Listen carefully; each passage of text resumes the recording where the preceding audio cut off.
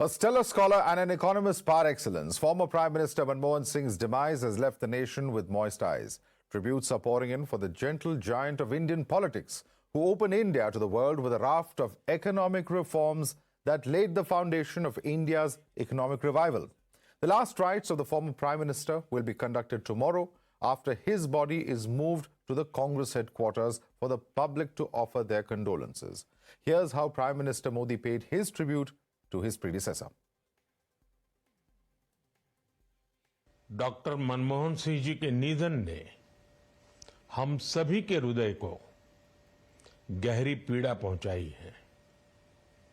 उनका जाना एक राष्ट्र के रूप में भी हमारे लिए बहुत बड़ी क्षति है।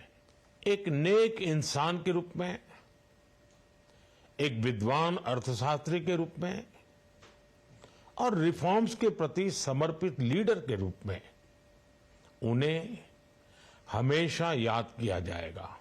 मैं उनके परिवार के प्रति अपनी संवेदनाएं व्यक्त करता हूं।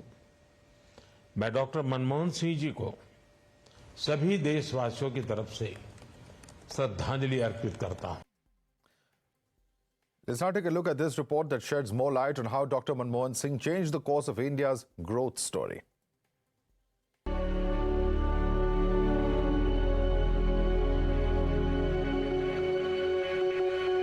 The day was 24th of July 1991. It was a day that changed the course of India's growth story. One that made every Indian dream big. And a large part of the credit goes to this man, a Congress veteran, Dr. Manmohan Singh. And on this day, the then Finance Minister presented his first ever budget, one that would be remembered for decades to come. The government by then was already going through testing times. Facing increasing oil prices and a fall in remittances from Indian workers owing to the Gulf War, the Indian state was on the verge of a sovereign default. At $6 billion, India had just enough forex reserves to support 2 weeks of imports. Harsh decisions had to be taken. The government, under the leadership of P.V. Narasimha Rao, then decided to devalue the Indian rupee and pledge gold holdings as immediate measure to shore up forex reserves. But it was a new industrial policy unveiled on the eve of the budget under the patronage of Manmohan Singh that proved to be the game changer. The Policy Relaxed Provisions in Monopolies and Restrictive Trade Practices Act to facilitate easier entry and restructuring of businesses. The policy ended the public sector monopoly in many sectors. It also announced a policy for automatic approval of FDI up to 51%, as against the existing cap of 40% for foreign equity investments. These dramatic changes ended public sector monopoly in several sectors, except in those that were deemed critical to national security. These changes not only led to a steep upturn in the foreign goods entering Indian markets, but also a dramatic rise in foreign investment in the years to come. But the reforms didn't end there. Manmohan Singh took it further with multiple drastic changes to stall what seemed to be a crisis spiraling out of control for the country in 1991. Faced with a fiscal deficit, the budget increased corporate tax rates to 45%. The government also opened mutual funds to the private sector and relaxed investment norms for non-residents. These measures were followed by the introduction of a second trade policy package to boost exports and a package for developing small firms. Seeking immediate economic relief, he also applied for an emergency loan of $220 million to the IMF, which later proved to be critical in preventing a debt default for the nation. As the finance minister, Dr. Manmohan Singh took drastic measures which not only rescued the nation but also propelled India into rapid economic growth.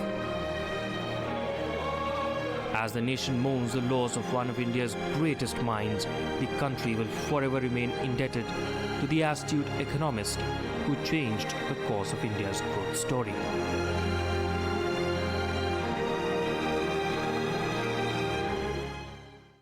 And joining us now, we have two very special guests. With us is Dinesh Trivedi, former Union Minister for Railways as well as Health in Dr. Manmohan Singh's cabinet. Also with us is Mr. K.M. Chandrasekhar, former Cabinet Secretary. Thank you so much, gentlemen, for joining us this evening. Let me begin with you, Mr. Trivedi. As somebody who's closely observed Dr. Manmohan Singh from his early days at the Planning Commission, what would you really observe about his decision-making and, the huge contribution that he has had, particularly as far as our financial sector and the reforms are concerned?